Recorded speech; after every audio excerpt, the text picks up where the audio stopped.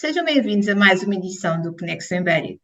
Este é o seu programa semanal onde falamos sobre os principais temas dos últimos 7 dias, tanto em Portugal como em Espanha. Para mais um programa tenho comigo o meu colega Pablo González. Olá, Pablo, tudo bem? Todo bien. Quais é que foram os temas escolhidos? Bueno, la primera es un anuncio que, pues bueno, nosotros ya desde el Trapecio nos vamos a poner las pilas para el próximo curso político y vamos a aprovechar este agosto y septiembre para lanzar una serie de editoriales camino a la cumbre ibérica para conseguir resultados concretos. Entonces, pues bueno, hago una pequeña introducción de las pequeñas decisiones que pueden tomar ambos gobiernos, que incluso ya están contempladas en las cosas acordadas para facilitarles un poco las cosas a los políticos, porque a veces divagan un poco y sabiendo bueno, que ya está la cosa estabilizada en los dos lados. Después hablaré de Venezuela, como no, ya es inevitable asumir este tema más allá de los términos diplomáticos, porque ya es en serio lo que está pasando el pueblo venezolano. Y por último, comento un poco un artículo de José Antonio Rocamora, un gran historiador sobre el movimiento iberista del siglo XIX y habla de un poco de la recepción de este movimiento entre políticos en Italia en aquella altura. Ora, vamos começar então com a Cimeira Ibérica, que este ano vai ser no Algarve, mas o que é que o El Trapézio tens preparado até à altura da Cimeira? Sí, pues como bien saben nuestros lectores, siempre hemos defendido y apoyado un poco las actividades en general del Foro Cívico Ibérico, de un cierto activismo reformista y transversal iberista para que se consigan pequeñas cosas, ¿no? Y como una manera de lobby, de presión a ambos gobiernos para intentar crear un clima y una claridad de ideas para poder aplicar pues estas ideas de iberismo reformista y geopolítico, ¿no? Entonces, pues bueno, una vez asentados los dos gobiernos, ya no hay más excusas para cumplir los compromisos acordados y aplicar el nuevo Tratado de Amistad y de Estrategia Transfronteriza, ¿no? Entonces, pues bueno, el próximo 23 de octubre será el día, por fin, de la Cumbre Ibérica de Gobiernos, tras todo ese periodo de interinidad. Es verdad que se han avanzado en algunas cosas, como el tema del uso del agua del embalse de Alqueva o la revalorización por parte del gobierno portugués de la conexión ferroviaria Lisboa-Madrid. Entonces no es tampoco momento para el desánimo, pero es verdad que ya ha pasado un año y medio de aquella cumbre, esa luna de miel en Canarias entre Antonio Costa y Pedro Sánchez, en aquel ambiente de la casa de José Saramago, con la llangada de Pedra, los 50 años de las democracias ibéricas, que aquello estuvo muy bien, pero bueno, ahora hemos pasado a una nueva fase. Luis Montenegro, nuevo primer ministro luso, tuvo la cortesía de viajar y visitar a la Moncloa Pedro Sánchez y reafirmó su compromiso para seguir siendo aliados en Europa y en Iberoamérica y en general en todo el mundo. Y bueno, pues se trata de llevar las cosas a la práctica, ¿no? Del nuevo Tratado de Amistad, de la Estrategia Común de Desarrollo que nosotros hemos difundido, incluso presentado en Lisboa, publicado. Entonces, pues bueno, vamos a sacar una serie de editoriales con diferentes ideas. Las voy a comentar aquí. Son 9, si no me equivoco. La homologación automática de títulos académicos universitarios y de FP. FP es lo que es la formación profesional, ¿no? La implantación del portugués como segunda lengua extranjera en Madrid. Ponemos el objetivo en Madrid porque es donde hay una comunidad lusófona importante. Un colegio bilingüe, por ejemplo, en el barrio de Carabanchel, que hay muchos familias lusófonas, por ejemplo. El desarrollo de mecanismos estructurados de diálogo con la sociedad civil, que está recogido en el Tratado de Amistad, el desarrollo de una instancia de seguimiento y de cumplimiento de los acuerdos de las cumbres anuales contemplada en el Tratado de Amistad, información meteorológica de Televisión Española y eh, bueno, de RTP también en este caso, pero bueno, en este Há um caso vazio. A pessoa para introduzir, literalmente há um vazio. Mas é sí. engraçado, se for ver a BBC, ou Sky, qualquer um dessas, falam, mas depois baixam para o território ibérico, já apresentam o tempo no seu geral. Sabemos o tempo em Lisboa e em Madrid, mas em RTP é um vazio Espanha. Sí, pues eso, pues aquí también ocurre lo mismo. Y esto a veces incluye temas de diplomacia porque es verdad que la gente que es un poco nacionalista, aquí pasa, por ejemplo, en los canales de ETP del País Vasco, ellos cogen todo el territorio histórico de influencia del pueblo vasco y tal, igual que Cataluña pone una parte del norte de Cataluña Norte en Francia, Valencia y también en Baleares. De verdad, hay un toque ahí de que hay un presupuesto nacionalista. Yo lo que planteo es que, bueno, que se vea la península también un poco con el sur de Francia y el norte de África para que no haya tampoco suspicacias. Pero creo que es bueno y sobre todo para los habitantes de la raya o gente que quiera viajar, que sepa la meteorología del país que tiene a unos pocos kilómetros al lado, ¿no? Un uso horario único en toda la península, ¿vale? Aquí no se dice si ajustarlo uno que se ajuste o el otro se ajuste, sino eso se puede debatir, ¿no? Hay mucho debate, pero un uso horario único. Eh, un programa semanal en RTP y Televisión Española con las principales noticias del otro país en emisión de idioma original subtitulado, por ejemplo, aunque también lo podrían hacer como hacemos nosotros aquí, ¿vale? A base de intercomprensión. Promover ediciones ibéricas de los periódicos y de otros medios. Una Copa Ibérica de fútbol, final entre los campeones de las respectivas copas española y portuguesa y la visualización del canal RTP en las principales plataformas digitales de televisión en España. Entonces, pues bueno, hará falta presionar a varias instancias, varios departamentos, varias consejerías, varios estamentos políticos, porque claro, aquí hay autonomías, está el Estado, está también el sector privado, entonces hace falta diversificarse un poco en esas reivindicaciones y bueno, yo creo que también, evidentemente, la cumbre se tiene muchas expectativas con aquella idea de esa fórmula de la doble prioridad del tren Lisboa-Madrid y Lisboa-Vigo. Y espero que se mantenga esa línea, porque ha habido algunos dirigentes que han dicho, no, no, esto no se va a mantener así. Bueno, vamos a ver, vamos a esperar a la cumbre a ver si de verdad se mantiene esa doble prioridad que sabemos que va en conjunto también con ese proyecto de nuevo aeropuerto en Alcochete. Entonces, vamos a divulgar estas ideas, a ponerlas a debatir en diferentes editoriales. Agora passamos para a Venezuela e tudo o que está a acontecer naquele país. O que é que podemos, eu sei que é impossível fazer futurologia, o que podemos esperar?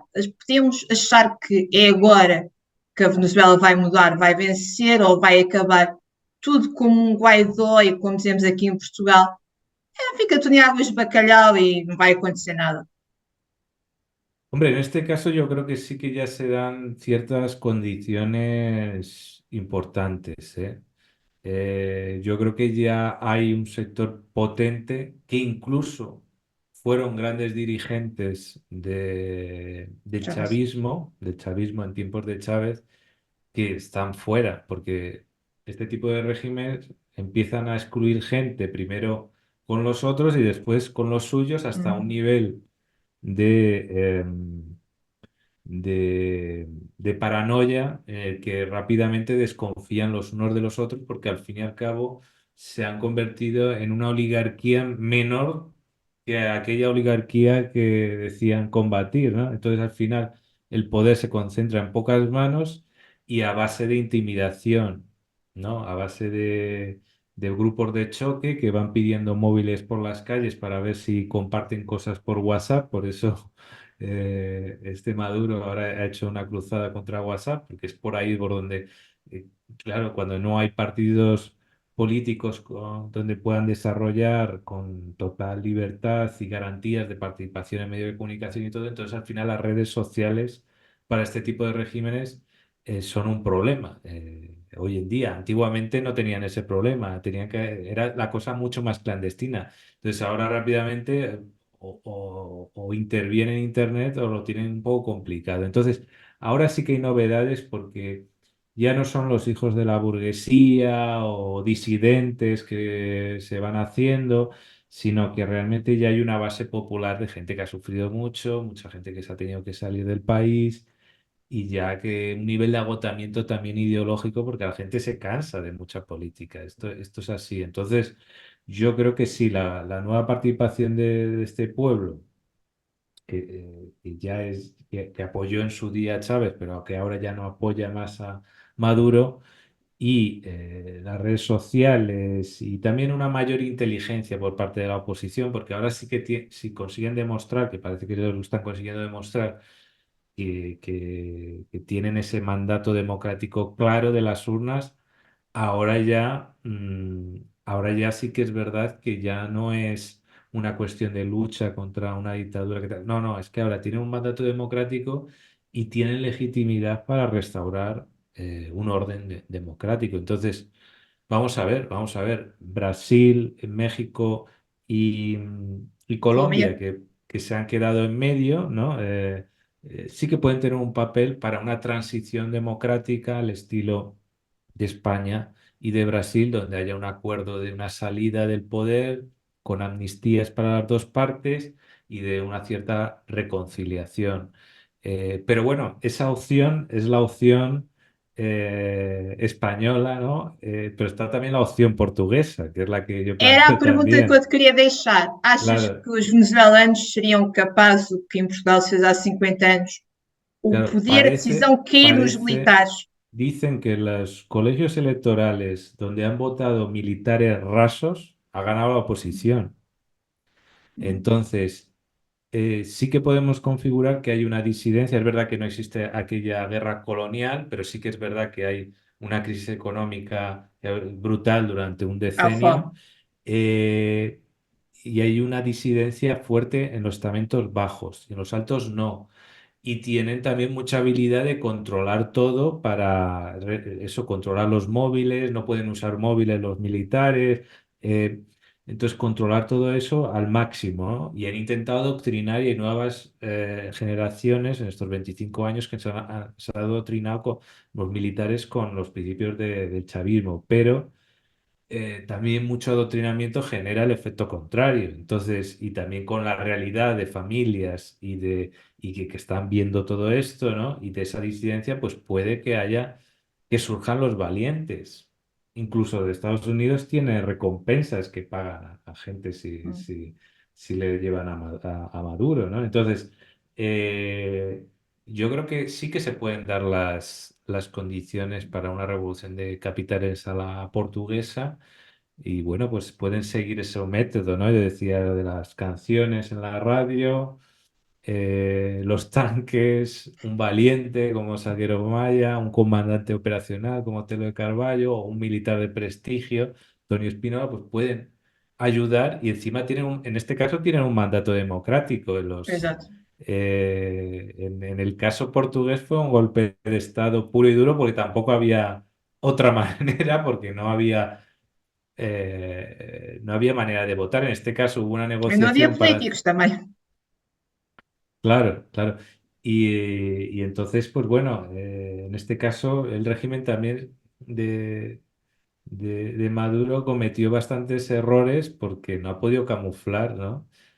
Pensó que podía ir excluyendo candidatos y ya con eso, pues ya la oposición iba a tener iba a desistir o iba a tener una operación, iba a haber una desmovilización, pero no lo consiguieron. Entonces, ahora mismo tienen un sistema electoral que es bastante bueno, en cuanto a comprobaciones, pero lo que parece que han falsificado es simplemente que ellos tienen el boletín y a la hora de leerlo han leído otros resultados, ¿vale?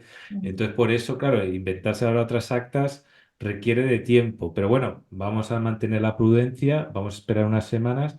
También te digo, hay un periodo larguísimo hasta que el presidente electo tome las riendas, entre comillas, que es el 10 de enero. Entonces, en teoría, si aceptamos que hasta el día de hoy Maduro es un presidente legítimo, él tiene legitimidad hasta el 10 de enero. Entonces, por así decirlo, hay como un margen de negociación hasta esa fecha. A partir de esa fecha, pues yo creo que ahí estaría muy claro que están los militares legitimados para restaurar el orden y hacer algo parecido a Portugal, si es que tienen la paciencia de llegar hasta allí. Entonces, pues bueno, vamos a mantenernos a la expectativa y bueno, y apoyar en todo caso un cambio con el mínimo de víctimas posible a poder ser cero y que haya una reconciliación. Agora passamos para a história e vamos até ao século, até meados do século XIX. De que forma é que as coroas ibéricas estiveram unidas nesta altura? Bueno, aquí lo que se debatía en aquella época era, bueno, era por un lado las matemáticas eh, de familias, ¿no? Y de herencias de coronas entre familias monárquicas italianas, francesas, bueno, francesa depende de qué periodo, en este caso no, pero alemana, portuguesa, para ver si el resultado de diferentes casamientos daba como resultado algún tipo de unión. Pero en particular, aquí lo que plantea el historiador José Antonio Rocamora es cómo los revolucionarios en general de Italia que hicieron la unificación italiana, que recordemos que tanto la alemana como la italiana es muy tardía cuando nace estos países. Es verdad que anteriormente existe una realidad cultural, pero como nación política nace muy tardíamente, ¿no? Y bueno, y nacen además con un esfuerzo brutal de unificación de pequeños estados, pequeños reinos, ¿no? Y entonces, como Italia y la península ibérica tiene ciertos paralelismos por ser una península, pues siempre se ha debatido si son asimilables los movimientos de unificación de un sitio o de otro, ¿no? Y entonces, pues, a José Antonio Rocamora, yo animo a nuestros lectores que lo lean porque tiene muchos personajes el artículo y muchos matices, diferentes visiones, ¿no? Y sobre los paralelismos de esa Unión Itálica y los debates sobre la Unión Ibérica, que ya sabemos que los debates de la Unión Ibérica son en torno a muchas propuestas, ¿no? Entonces, evidentemente, no es exactamente lo mismo, pero es verdad que durante un tiempo tuvieron convergencia en este tipo de debates sobre discrepancias entre el grado de semejanza de las dos uniones. Algunos italianos encontraron problemas, como la ausencia de partidos que defendieran la unión en Portugal o una lengua común, ¿no? Que en cambio en Italia, aunque hay que decir que los dialectos del italiano son súper distantes y a veces no se entienden entre sí. Después hubo una unificación del idioma, pero aún así sigue perdurando una convivencia de estos dialectos con, vamos a decir, la lengua oficial, ¿no? Entonces, pues bueno, habla de todas estas expresiones del nacionalismo italiano, que hubo muchas manifestaciones a favor de la Unión Ibérica desde allí. Normalmente los que eran más unionistas pues seguían siendo unionistas de un lado y del otro, pero también hubo pues diferentes opiniones. En la cuestión de las dinastías, pues por ejemplo el matrimonio de María Pía de Saboya con Luis I de Portugal aportó simpatías italianas hacia una unión ibérica liderada por la dinastía de Braganza, ¿no? Y bueno, pues evidentemente todo esto pues llevaba pues a diferentes intereses de un lado y del otro pues que se fueran negociando. E incluso en el diccionario italiano la palabra ibérico aparece como partidario de la Unión de España y Portugal, ¿no? En el diccionario de la lengua italiana de 1869. Y bueno, la ocupación de Roma parecía haber culminado, dice Rocamora, la unificación del Reino de Italia y a fines de 1870 Amadeo de Saboya fue elegido rey de España. Para quienes gobernaban Italia, la Unión Ibérica no ofrecía ventajas claras y sí riesgos en aquel momento. en su modalidad monárquica implicaría destronar a Amadeo o a su hermana María Pía y en la republicana a ambos. Entonces, pues que sepamos que había muchos matices de visiones desde Italia, pero hay que decir que había una opinión dentro de la opinión pública sobre estos temas, o varias opiniones. Entonces, es impresionante, ¿no? Cómo en el siglo XIX esta cuestión estaba extendida a terceros países. Bueno, hasta aquí mis tres temas. ¿Cuáles han sido los tuyos? Bem, já sabemos datas e os estádios que podem receber a final do Mundial 2030. Passamos para a Central Nuclear de Almaraz, que vai ter um novo espaço que está em consulta pública aqui em Portugal. E terminamos com a Volta em 2024. Vai arrancar aqui em Lisboa, mas Portugal já pensa em voltar a receber o arranque em 2025.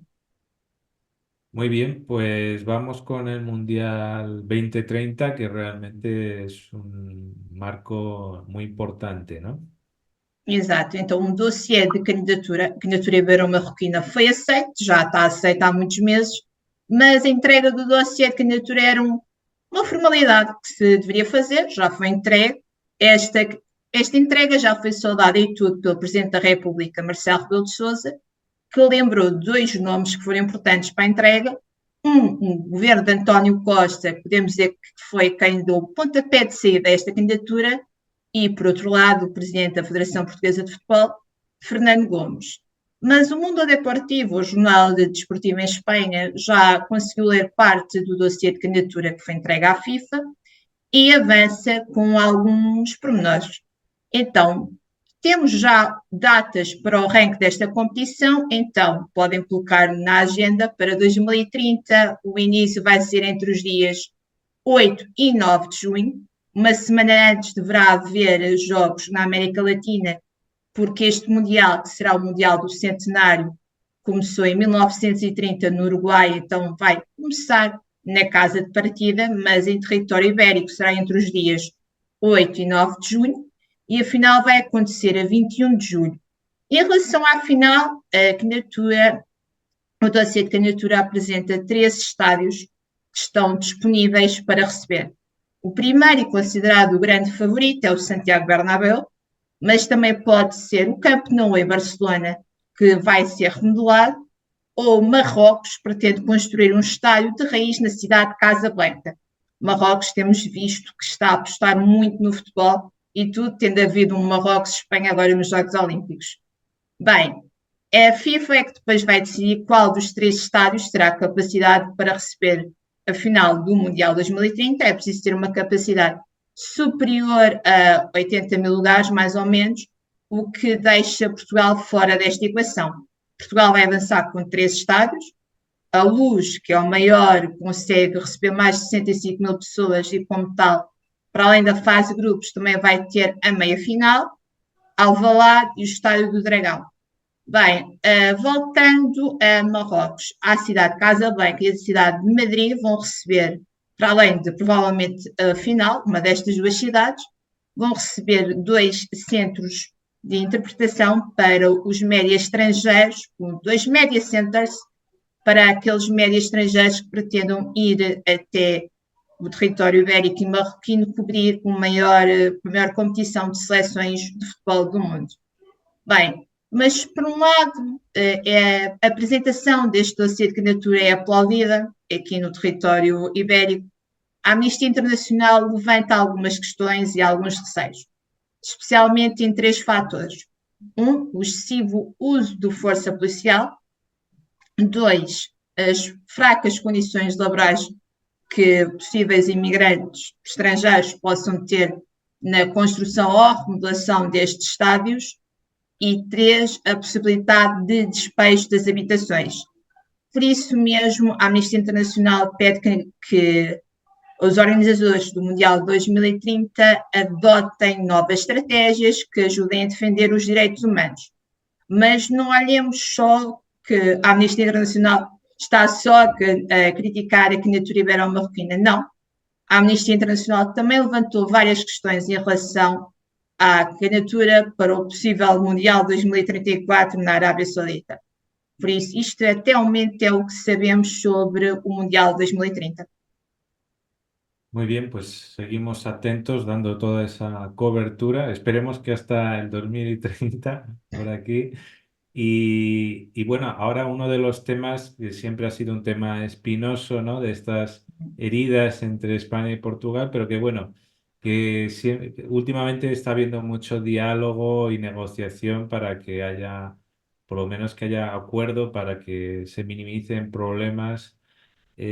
Hablo de la central nuclear de Almaraz. Coméntanos. Exatamente.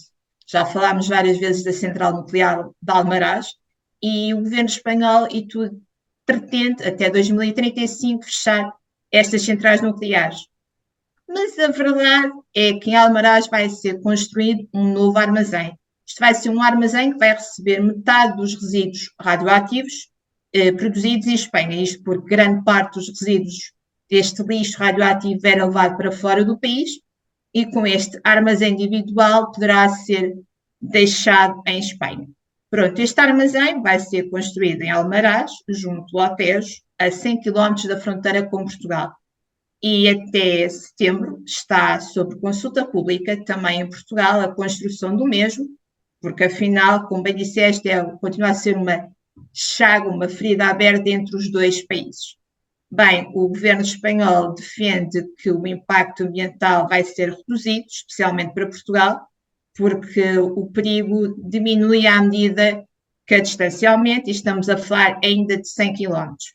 Bem, estes resíduos vão ficar primeiramente num armazém temporário, posteriormente num armazém mais oficial, que vai ser e tudo colocado na rocha, vai ser geológico, e os resíduos vão ser guardados, vão ser armazenados, vamos assim dizer, em piscinas, onde vão estar submersos sobre um líquido irradiado. Bem, o governo espanhol defende que este é o início do fim da central nuclear de Almaraz, que está ativa desde 1983 e atualmente é gerida, vamos assim dizer, por várias companhias elétricas, incluindo a Iberdrola. Bem, há várias entidades que estão a ajudar a fazer estudos de impacto ambiental sobre esta nova construção, sendo uma dessas entidades, a Agência Portuguesa do Ambiente.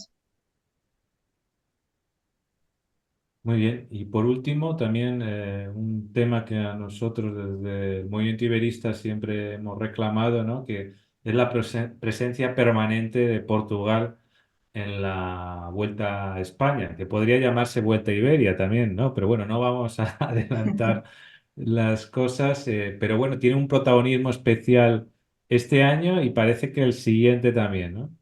Bem, a primeira vez que a volta à Espanha passou por terras portuguesas foi em 1997. E desde então já se tem falado muito sobre uma volta a Portugal, neste caso, que não aconteceu, mas este ano está marcado. Vamos ter o arranque junto à Torre de Belém, num contrarrelógio que vai ligar de 12 quilómetros, vai ligar Belém a Oeiras, vai contar com vários ciclistas, alguns dos maiores ciclistas do mundo, incluindo um português, João Almeida, ou o espanhol Juan Ayuso. Bem, na apresentação da etapa que vai passar por Castelo Branco, são 3 as etapas por território português, etapas vão passar pelo interior e pelo centro, mas segundo a organização, o objetivo da volta à Espanha é mostrar Portugal no seu todo, o Portugal da cidade, o Portugal do mar, do rio, da montanha. Afinal, estamos a falar de uma competição que é considerada a terceira maior competição de ciclismo do mundo, emitida para 190 países diferentes. O governo português já afirmou publicamente que em 2025 pretende voltar a receber ou arranque ou uma etapa da volta à Espanha. Mas também disse que são 7 os países que estão com o mesmo pedido feito da organização. Bem, no caso português, a etapa, ou seja, a prova de 2024, vai passar por 4 distritos de Portugal, vão ser 21 concelhos e a verdade é que pelos concelhos onde a comitiva vai passar, estamos a falar de uma comitiva de 3.500 pessoas, ainda é assim é muita gente, os hotéis já estão lotados. O que, para além de trazer grandes ganhos de notoriedade para o turismo, também vai ter um grande impacto a nível económico, o que o governo português vê com muitos bons olhos e pretende aumentar então a estadia para o próximo ano da volta à Espanha e tudo já negociações arrancaram.